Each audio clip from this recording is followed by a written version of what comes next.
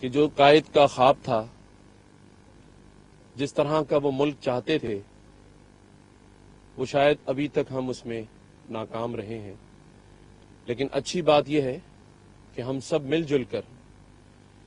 یہ کوشش جاری رکھیں، کیونکہ نئی نسل اور آنے والا وقت ہم سے یہ ڈیمانڈ کر رہا ہے کہ اب بس کر دو. یکجہتی کے ساتھ اور قائد کے اس فرمان کے ساتھ کہ کیسا ہوگا پاکستان، یہ کوشش ہم سب مل کر جاری رکھیں گے. یہ ضرور ہے کہ ہم اس میں بہت پیچھے رہ گئے،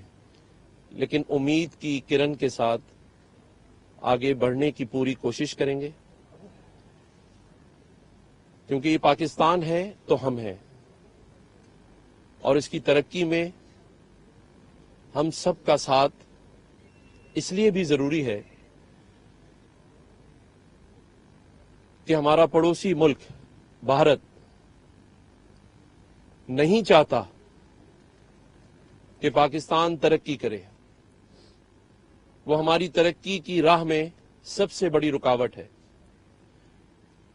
جبکہ ہم نے تو ہمسایہ ملک کو بھی ہمیشہ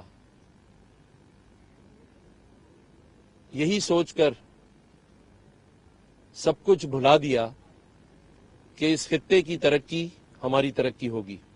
لیکن نہ جانے کیوں وہ ہماری ترقی سے بھی خوفزدہ ہے، اور ہمارے ایسے معاملات جو کہ سیاسی بھی ہیں اس میں کہیں نہ کہیں ان کا عمل دخل نظر آتا ہے. تو آج کے دن ہم سب مل کر یہ عہد کریں پاکستان میں کہ ہم تمام سازشوں کا مقابلہ کرتے ہوئے پاکستان کی ترقی کے لیے، اس کو آگے بڑھانے کے لیے، پوری قوم کو آگے بڑھانے کے لیے ہم متحد رہیں گے اور پاکستان کو آگے بڑھائیں گے. پاکستان زندہ باد. بسم اللہ الرحمن الرحیم. آج 25 دسمبر 2022 میں گورنر سندھ کے ساتھ اور صوبائی کابینہ کے ساتھ قائد اعظم محمد علی جناح کو ان کی 146ویں سالگرہ پہ خراج عقیدت پیش کرنے آیا ہوں. جیسے گورنر صاحب نے فرمایا کہ ہمارا ملک اس وقت خاص طور پہ ایسے دور سے گزر رہا ہے جب ہمیں قائد اعظم کے فرمان یعنی یونٹی، فیتھ اینڈ ڈسپلن، ان تینوں کا مظاہرہ کرنا چاہیے. ہمیں متحد رہنا چاہیے، ہمیں اپنے فیتھ پہ یقین رکھنا چاہیے، اور اس کے ساتھ ساتھ اس قوم کو جو اس وقت ضرورت ہے، ایک شدید جو معاشی بحران ہم فیس کر رہے ہیں، اس کے ریزنز کو ہٹاتے ہوئے لیکن ہم فیس تو کر رہے ہیں،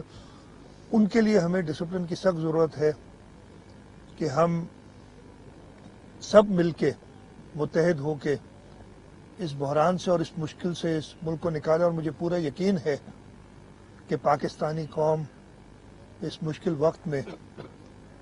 ایک متحد ہو کے اور اس بحران سے ہم نکل سکیں گے. آج کے دن میں اپنے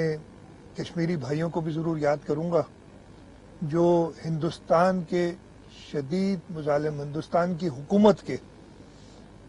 شدید مظالم کا سامنا کر رہی ہے، اور ان کو یہ یقین دلانا چاہتا ہوں کہ آپ کے پاکستان کے بھائی اور پاکستان کی بہنیں آپ کے ساتھ ہیں. اس کے ساتھ ساتھ فلسطین میں جو مسلمان ہیں یا دنیا بھر میں جو مسلمانوں پہ مظالم ہو رہے ہیں، ہم سب کو اس میں متحد ہونا چاہیے. آج کے دن کے اعتبار سے میں اپنے مسیحی برادران کو بھی کرسمس کی مبارکباد دوں گا، اور یہی دعا کروں گا کہ قائد اعظم نے جس طریقے سے اس ملک کو سوچا تھا کہ اس میں ہر مذہب، ہر قسم کے لوگ رہ کے اور اس ملک کے لیے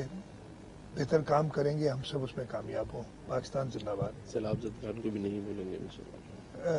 یہ گورنر صاحب نے کہا ہے سیلاب زدگان کی جو بات ہے کہ جی سیلاب زدگان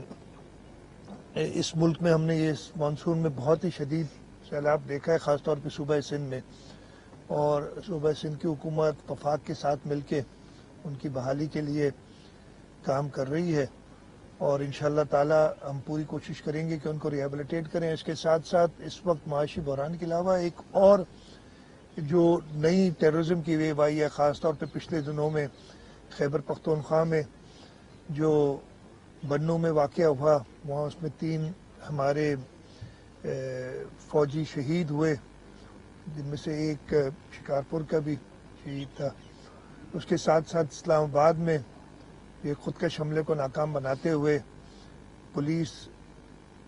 کے جوان نے اپنی شہادت نوش فرمائی ہے۔ اللہ تعالیٰ ان کو جنت فردوس میں اعلیٰ مقام عطا فرمائے، اور اس کے ساتھ ساتھ